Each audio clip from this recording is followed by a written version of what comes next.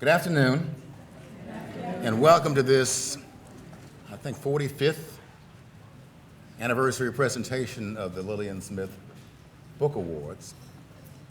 I'm Charles Johnson. I am president of the Southern Regional Council, and I am here to bear witness to the fact that there is a progressive Southern tradition. And it was exemplified in the middle of the last century by Lillian Smith, who was among the first to advocate for a society based on true social equality in the South at a time when to do so was not fashionable. And since 1968, the Southern Regional Council has presented awards in her honor, honoring books by authors whose works not only exhibit a high literary quality, but also an honest portrayal of the South, its people, its problems, and its promise. And for the last several years, these awards have been presented by the Southern Regional Council in collaboration with the University of Georgia Libraries, which house the Lillian Smith manuscripts and papers, and with the Georgia Center for the Book, which sponsors the Decatur Book Festival. We're honored to present this collaboration again this year. And before we do anything else, I want to give special honor to some folks who really make this project work. One is Margaret Hale, who is in the back, who is the infrastructure of this program.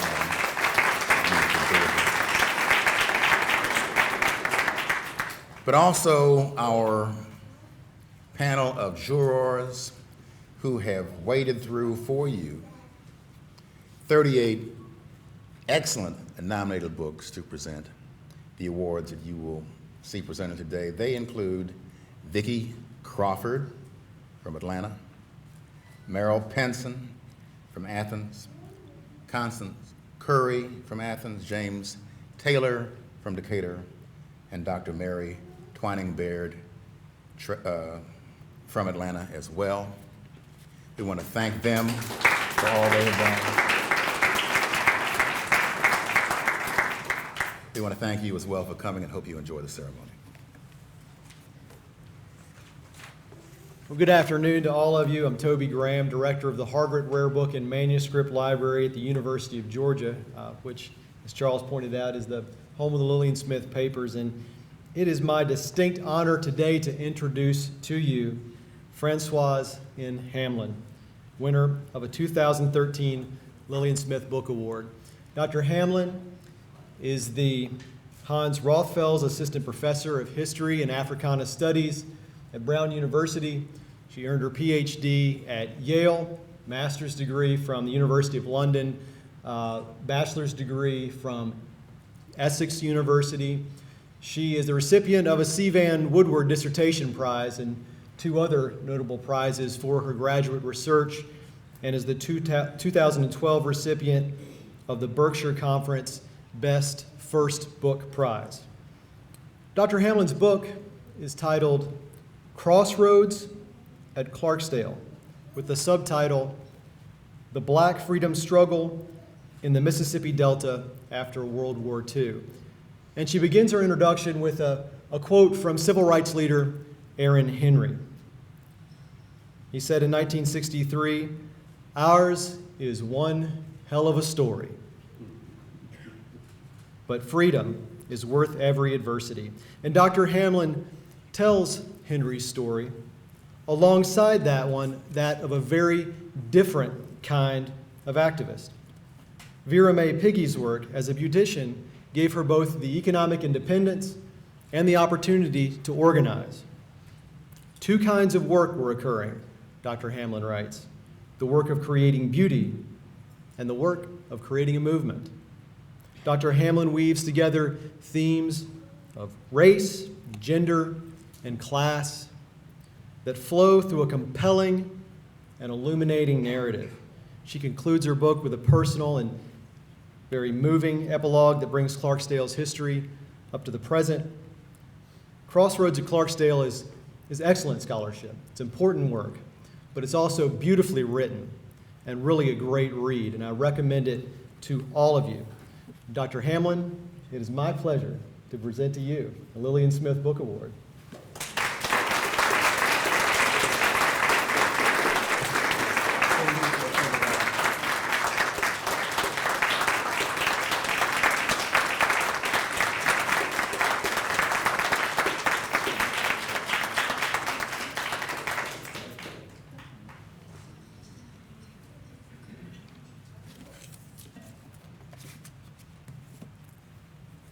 Thank you so much. I asked him not to embarrass me, but he did anyway.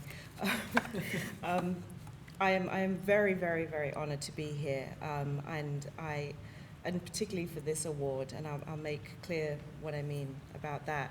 I'd like to thank the Southern Regional Council, the University of Georgia Libraries, the festival organizers, the DeKalb County Public Library for sponsoring this award, and then the jurors who made this moment happen for me.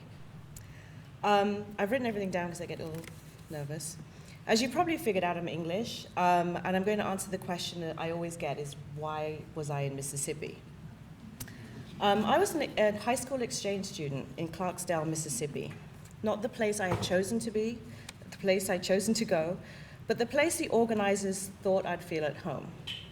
And it was clear that I was the first and perhaps the last black exchange student to come out of England. And it was clear that the American-based exchange company didn't know what to do with me. So rather than place me in a home in a city close to the one, somewhere similar to the one I'd grown up in, which would be in London, I ended up in the Mississippi Delta and lived with an amazing black woman who had worked as a domestic her entire life. That experience changed my life. I had forfeited a guaranteed spot to read law at the University of London upon my return, and I studied US studies in an effort to understand what I had seen, what I had experienced, and what I felt. And that first degree led to a couple more, and this book is a culmination of that experience, and it narrates the black mass movement in Clarksdale, from the founding of the local NAACP branch following the rape of 2 young black women, to the turn of the century when President Bill Clinton toured Clarksdale as part of his New Markets initiative. That year as an exchange student taught me about race, how it was a social construct, and how I was an anomaly in the US racial system. I also realized that the history taught in the schools didn't reflect the history I knew to be true just by living there, and from the US history I had learned in the British classroom. Furthermore, my peers had no clue about the activities of the people in their own community. No sense of outrage existed in what I could see then as inequality in opportunities. Lee Academy, the school created soon after the public schools desegregated in 1970, was literally up the road, and we would pass it every day on the school bus. And I seemed to be the only one kind of horrified by the irony. We had to take Mississippi history, and I think it was a requirement for all seniors, and I remember my confusion at the insufficient treatment of slavery, particularly that the slave labor had cleared the Delta land on which the county occupied. Rather than focusing on the founding of Coahoma County, had pretty much stayed with the white families. And as the history moved into the 20th century, the Civil Rights Movement unit focused, albeit too briefly for my liking, on Dr. Martin Luther King. And the students, including myself until my own research later, had no clue that a vibrant movement happened in Clarksdale. And at that time, all the organizers were still alive. In fact, Dr. King came to Clarksdale only a handful of times during his activist career, and he never stayed overnight. None of it sat well with me, even then when I really didn't know very much. I always felt uncomfortable with the over-attention I received from the teachers and even the local press, but at the same time, I really fell in love with the place. Mississippi is a beautiful state with all its ugly scars and wounds that still fester, and I love it so much that I now take students there every spring break so that they can share and I can share with them what I learned about the US in Mississippi, and then guide them through their own self-discovery. Mississippi transformed me, and for that I'm forever grateful, even though every now and then I think about my life as a barrister in London, but that's a whole other conversation. This project on the civil rights movement kind of snuck up on me. The experience during my exchange year made me want to learn more about race in the US, but I thought I was done with Mississippi. It was only in graduate school that an oral history project brought me back to the Delta. It was only then that I start reading more about the movement in Clarksdale in Mississippi, and realized that actually very little existed about Clarksdale, and that the local story varied from the SNCC-centered narratives I had read. In the late 1990s, there was already a huge amount of movement scholarship, so as a graduate student, I was very hesitant to add more. But the story kept coming back, and the oral history project happened because I started talking to folks in Clarksdale, and from there I learned about Aaron Henry and his role, and then I was introduced to Mrs. Vera Piggy. So I'd like to believe that this story chose me to be its narrator. This book started as a dissertation, and I made one decision straight away. Even though I was writing it for a committee that demanded a certain academic sophistication in language, I wanted to make sure that the people I wrote about could understand it and accept it, and that they could see themselves in this book, and that they could claim it as theirs. Too often I've talked to movement participants and veterans, particularly African Americans, who have complained about how their stories were distorted or oversimplified, or that no one had ever talked to them about their own experiences while the book was being written. And that's if they ever got to read the book. So like I've said, we have this huge cache of civil rights movement scholarship, and more keeps coming, but these veterans only endorse a handful of them. And I wanted mine to be accessible. So I wanted my host mother, Miss Corinne Bradley, who lived and died in the Delta with an 8th grade education and a PhD in common sense, to be able to read it. She died in 2005 and never got to see the book. Validation came from movement activists. I got validation from the academy and professional organizations, and it's helped me to do my work and be very successful, and I'm very grateful for that. But having movement activists confirm the stories, the tone, the general frameworks, I knew I was onto something. Mrs. Vera Piggy's daughter is a principal character in the Clarksdale story, and she's very reluctant to relive that past, yet she read the entire manuscript and called me when she was finished, told me to sit down, she's a lot like her mother, very bossy, and read to me her scripted response about how much the research meant to her. And we were both crying at the end of that. Charlie Cobb, a SNCC worker who is an author himself, read the book and has supported it. This general kind of support for your work takes a lot of time. This book took a while for many reasons, but first among them was the time it took to invest in people's lives so that they could tell you their truths and trust you with their stories. This prize means a lot to me too, because it reflects the accessibility of the book beyond academic circles, and that was my goal, so thank you so much for validating that.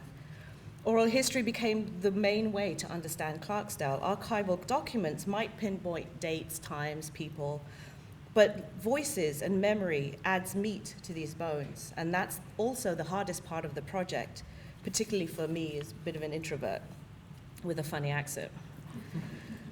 These voices complicate movement history. They sometimes contradict long-held notions, like the notion that African Americans desired the integration of schools, when in reality they desired equal funding, equal resources, equal respect, and representation in decision-making school boards. With a local history, I cover many themes like Black leadership, particularly the juxtaposing the leadership of Aaron Henry, who was a World War II vet, a pharmacist, who spearheaded the formation of the local NAACP branch, went on to be president of the state conference, and moved on into public office. And then Vera Piggy, a beautician, a mother, secretary of the local branch, and the state youth council advisor. That juxtaposition reveals the variety of Black leadership and the subsequent strains and tensions. Through Mrs. Piggy, I also discuss women's work, activist mothering, not a feminist model of women's work, but a way in which some African American women activists extended notions of mothering to their civil rights work and exercised great leverage from within their gendered social status. And then at the end, I consider notions of success. How is it that President Clinton stopped in Clarksdale, one of only 5 stops in a national tour of economically depressed areas? When that happened, I was in the middle of the project, and I was like, yes, I have an end. After a rich story of activism and organizing that I was writing, with these valleys of defeat and peaks of success. So how do we define success?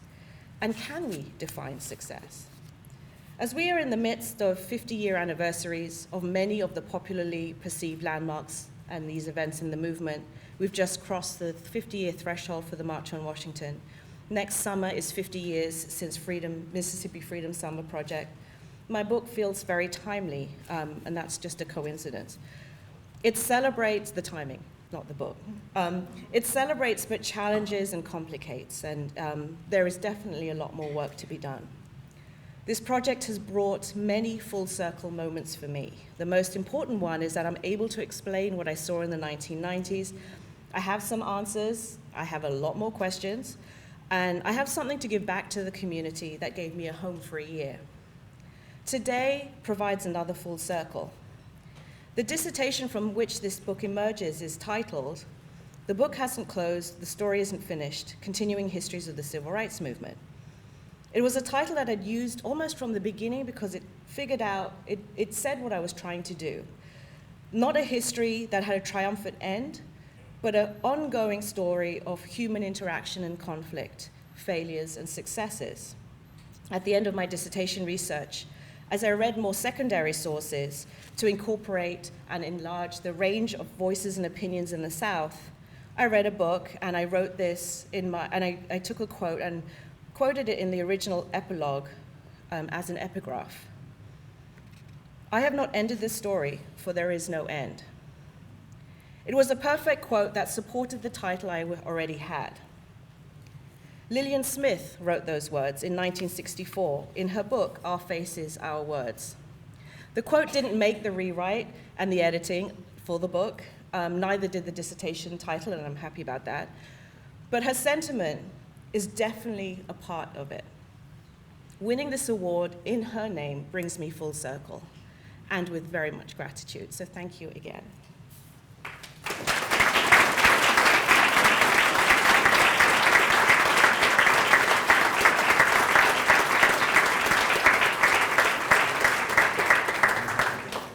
Good afternoon.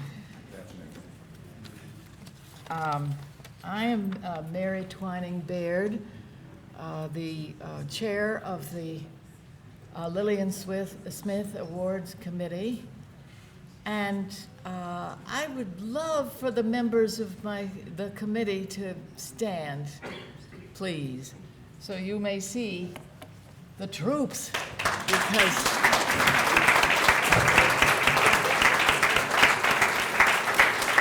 thank you. Everything we do in concert as a committee. And it is a pleasure every year to work with this group. Oh, and Toby, I didn't see if you stood up because I wasn't looking at you, sorry. Okay. South Carolina has a sterling record of human rights activity. Penn Center, where Martin Luther King and his lieutenants met and planned. The Progressive Club on Johns Island, where Ben Mack, Septima Clark, Esau Jenkins, Bill Saunders, and others met and taught, come to mind. Today, we celebrate the fine biography of one of South Carolina's sons, Benjamin Elijah Mays, schoolmaster of the movement, by Dr. Randall Maurice Jelks. Randall M. Jelks, Associate Professor of American Studies and African American Studies at the University of Kansas, has explored an aspect of African American history in African Americans in the Furniture City, the struggle for civil rights in Grand Rapids. In his biography of Benjamin Elijah Mays, he treats the making of history at its core, the band of courageous, unrelenting heroes who made it happen through strength of character, influence, and insight into the significance of their and others' actions. Mays held to his beliefs as he waded through the morass of the hate and social discord of a segregated South and figured out the best way forward to a better time. Incorporating the roles of church, religion, and secular education, Mays undertook the massive task of changing the South and the country. Dr. Jelks places him where he belongs, as a pillar of strength, commitment, and resolute action, so that he may be properly understood and appreciated. The celebration of such a paragon is a work well within the mission of the Lillian Smith Book Awards, and we are delighted to award one of this year's prizes to Dr. Randall Maurice Jelks.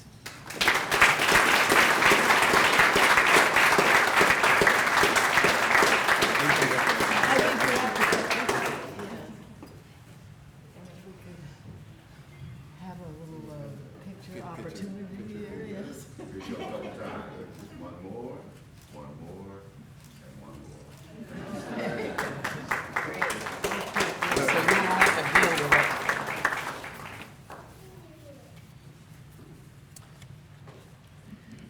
I would like to thank the committee.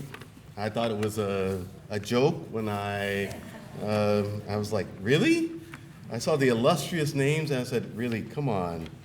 So I would like to thank the Lillian Smith Award Committee for bestowing this prestigious award on Benjamin Elijah Mays, Schoolmaster of the Movement, a biography. And I would be remiss if I did not thank my press, the University of North Carolina Press, and my editor, who's now retired, David Perry, who recruited this book for believing in the project and promoting it. I'm deeply honored and gratified to receive this award in this city where Mays' bones rest on the campus of Morehouse College. Mays believed that faith and purposefulness and academic achievement and the practice of democracy in all endeavors were essential to living a wise and prosperous life. For 27 years, he eloquently expounded these ideas to young men who attended Morehouse College. And believe me, I have met some of them who are not so young anymore, but who tell me their Mays stories as I walk and travel around the country. The class of 1961, by the way, wanted me to let you know that they were the best class of Morehouse College ever. Students who sat at Mays' feet reads like a who's who of recent American history. I continue to marvel at his determination to escape the confines of his meager existence in Epworth, South Carolina. As the child of ex-slaves and tenant farmers, to rise to as an esteemed churchman worldwide and educator internationally. My fellow historian and Mays biographer, Jack Roper, entitled his book, The Magnificent Mays, and indeed, I believe that Benjamin Mays was that and more. I wish to thank my family. My brother and sisters and my 2 nephews are here, but my children and wife are not. But I want to thank my family who endured my research trips, long evenings of writing and rewriting, and constantly talking about a man my children never met, but who now know as a member of the family. And finally, I always want to make these remarks short. I want to thank someone who is now long gone, a mentor, a man by the name of Arthur Hughes.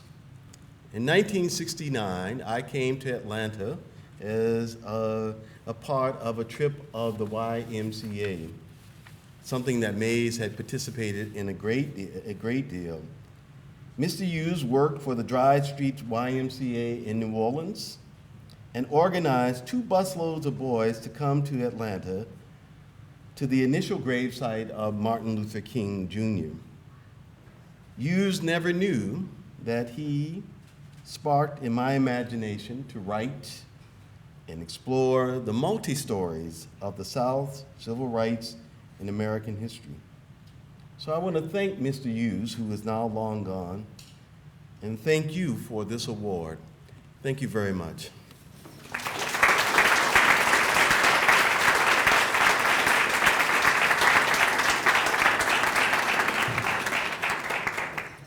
We have time for just a few questions, if anybody has any questions.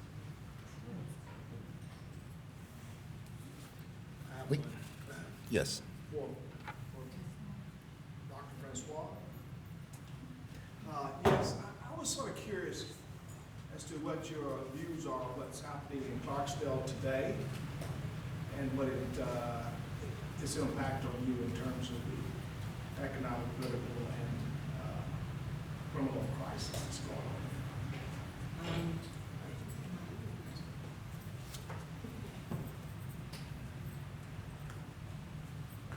The Clarksdale today looks very similar to the Clarksdale I was in, and that's sort of my regret. That is that it hasn't changed very much. I think the arguments have become more sophisticated, but it hasn't changed very much. Downtown's changed. It's very gentrified now, and there are cafes and stuff that were never there when I was there. But the general economic situation has actually got worse. So that's what I've seen. The reception of the book has been mixed, and depending on who you talk to and whose family was involved. But for the most part, and I tried to do some work last summer talking to high school students, because I was one, and when you need to learn your own history. And getting students sort of interested in history is quite difficult now because of the way school has changed, and schooling and testing and all of that. That's a whole other book. But there's a lot of work left to be done, just educating young people to care about their own history and then make a change. I think that's where the future is. Are there other questions? I have a question Yes. for Dr. Jettison. I believe that Dr. Benjamin Mays delivered the eulogy at Martin Luther King's funeral. Number one, is that correct? Is that true? That's correct. When Dr. King's body was processed from Ebenezer onto the campus of Morehouse College, and at the very centerpiece, there's a wonderful picture that I got from the civil rights photographer Flip Shelke's estate of Mays standing before this crowd on the campus of Morehouse College. And recently, there's a Mays Museum that's opened up in Greenwood, South Carolina, not Greenwood, Mississippi, but Greenwood, South Carolina. And one of the curators gave me a bootleg copy of a tape of that, and it was delivered with, Mays himself was such an orator. And yes, he did do that.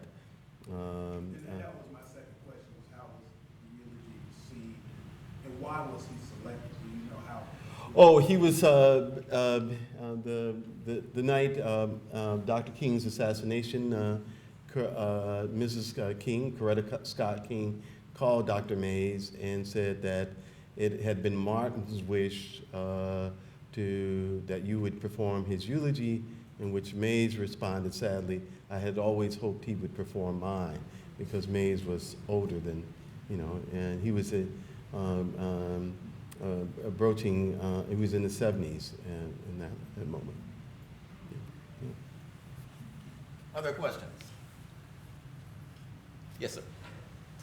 This is also for Dr. Jettison. I think, if I'm correct, your first book was about African-American workers. No, my first book is about African Americans who lived in the city that once was the furniture capital of the United States, Grand Rapids, Michigan. I'm just curious how you switched from that topic, how you decided to then write about.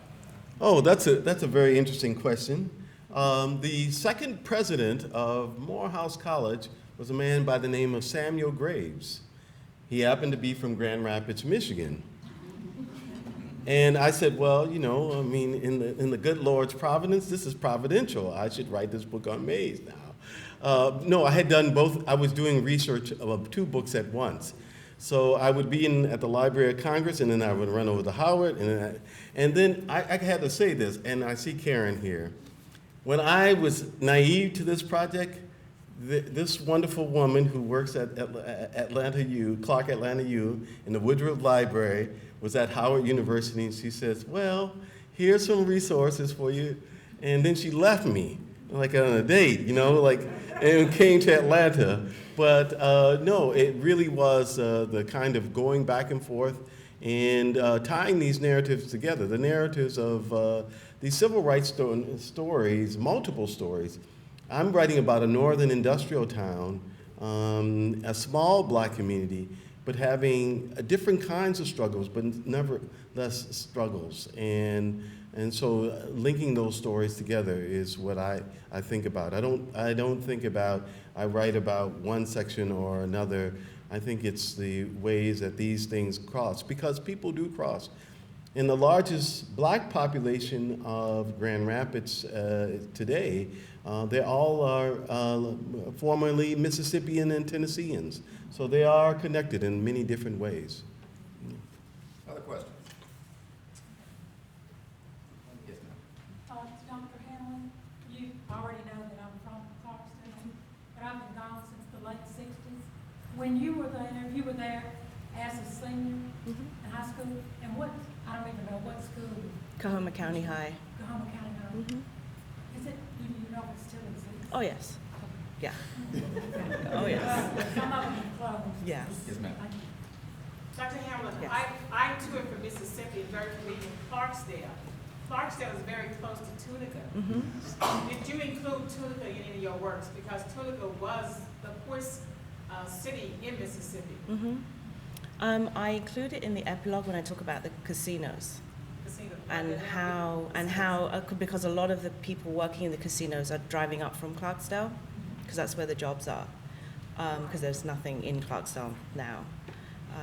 So that's the only place. Or when I talk about Coahoma Opportunities Incorporated, the anti-poverty agency in Clarksdale, its reach did hit Tunica for a while, and then it came, you know, once the funding started to dry up, they came more local. But I don't tell the Tunica story. And I talk about Clarksdale, but there's also a Coahoma County story, because the school districts were separate. They had the city of Clarksdale school districts, and I talk about that, but the Coahoma County desegregation story is just as juicy. And the editor was like, it's already too long. You have to make a choice. So I did. But, you know, there are all these multiple local stories that have to be told, or at least be acknowledged that there are more than, you know, there's more than one. Yeah. I wonder if you've heard from the mayor of Clarksdale or Morgan Freeman. No. I did interview Mayor Espy for the book, and I got a politician's interview. So I couldn't use any of it. But he's in the story because he was the first black member of the school board. But now he runs it, so it's, yeah. So, and Mr. Freeman, I tried to get a response, and I know someone who knows him very well, so I had an in route, and no, nothing. Yes, ma'am. I have a question for Dr. Hamlin as well. Oh, hi. I'm a history student about to write my thesis, and I'm writing about black women in Memphis, which isn't too far from Clarksdale. And I was wondering if you might have any suggestions for what the most fun place to look for sources is, or did you find any that were really wild and you didn't expect? Wisconsin. They're in Wisconsin. What I found is that a lot of the SNCC archives and SNCC workers sent their papers to Wisconsin as far away from the South as possible. They have a huge collection that they've actually just digitized. So it's all online. Of course, it wasn't when I had to go. I had to go to Wisconsin. But that was like, are you kidding me? Like, they have Black Panther posters, originals, in Wisconsin, Madison, Wisconsin. That was like, wow, this is really a national story. Dr. Hamlin, would you consider writing a 20 years after or a story that would bring us into the original question we had, was what's going on now? Would I consider it? Ask me in 20 years. I have like 3 or 4 things I want to do before that. Okay. When we're on our 60th reunion, Charles, we'll... Mary, that's a segue into a question I would ask. What's next on the horizon? What should we be looking for from both of you? Because both of these books are absolutely wonderful, and I highly recommend that anybody who's sitting in this room, please lay your hands on them. Well, can you come just walk around with me and, and just tell people that? Well, my next project that I've been trying to write grants about is a little different. I want to do a little more contemporary project because I'm interested in the intersection of religion and social movements. And so my next project, at least in theory, is I want to be, I'm free to be what I want, Muhammad Ali, faith, politics, and creative struggle. And the story is not about Ali. He's at the center, to you all who know book presses and press people, you got to have a narrative center. But it's really about Ali as a religious conscientious objector. And then I'm trying to weave in the story of Ethel Waters, who opened up for Billy Graham, and Eldridge Cleaver, and Mary Lou Williams, the jazz pianist, and the way religion worked for them as a lived and function in their lives and in their public performance. So that's where I'm trying to go now. And if I can escape students and administrative responsibility, I'll get it done. Yes, I wanted to say that, to piggyback on to both recipients, that much archival work that was done in the South, it was sent to places in the North so it wouldn't be destroyed down here. That's what it's called. Well, I wanted to say a bit about when I first started on the Maze Project, it wasn't really, I don't consider Washington, D.C. the North. I mean, now that's me. You know, I just say it's below the Mason-Dixon line as far as I'm concerned. But Dr. Maze's papers were sent to Howard at the time, and I remember calling Morehouse saying, I'm working on Dr. Maze, and I got really sharp answer. Well, Dr. Maze's paper is not here. He sent them to Howard. Okay, in the HBCU world, that's a rivalry. I tell my friends they play the Bougie Bowl. That's what I call that football game. Who's the best dressed? But the papers were sent to Howard because at that time, Moreland Spin Garden is still one of the outstanding collections in the United States. So those resources are all around. And we need, I would say, for all of us who do this kind of work, we need to support those archives because they desperately need resources, funding. But that's the places that keep our history. So I hope you all will fund those. Send a check, $25, $30. Y'all can send Obama $5. Y'all can send these archives the same thing.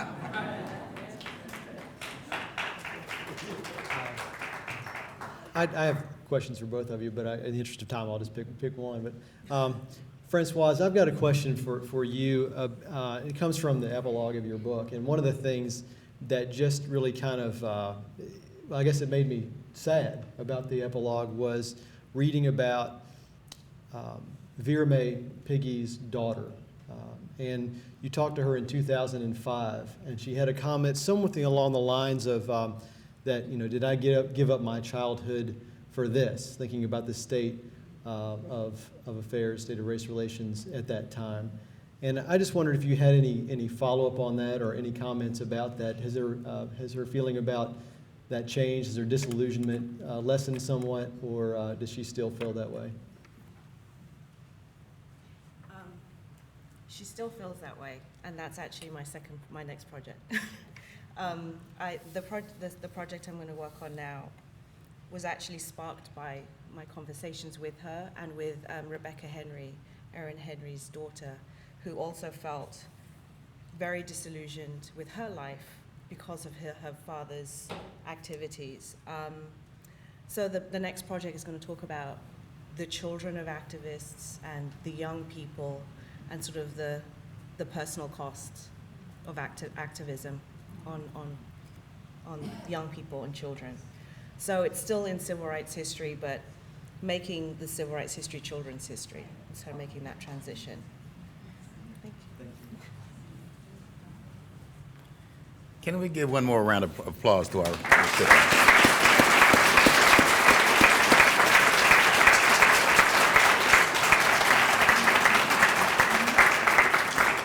One of the things that we like to do with these events is provide an opportunity for people who attend to speak to the authors, and we will provide that opportunity at a room across the hall after we adjourn.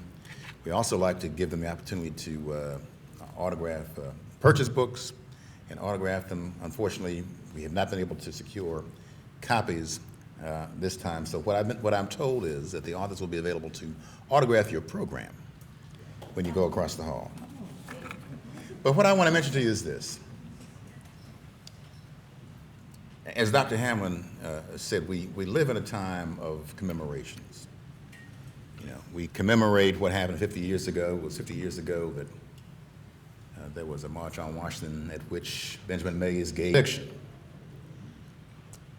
But in the commemoration, one of the things that you may have heard was our president speak in terms of the arc of the moral universe. And he said it doesn't bend towards justice on its own. It bends because there are people who make it bend, people like those who are the subject of these books. And so the thought I'd like to leave with you is this. Where are the Benjamin Mayses of today and tomorrow? Where are the Erin Henrys and the Vera Mae Piggies? And we would like to think that those people are out there. They're out there right now being inspired by what's in the pages of these books. We thank you for coming.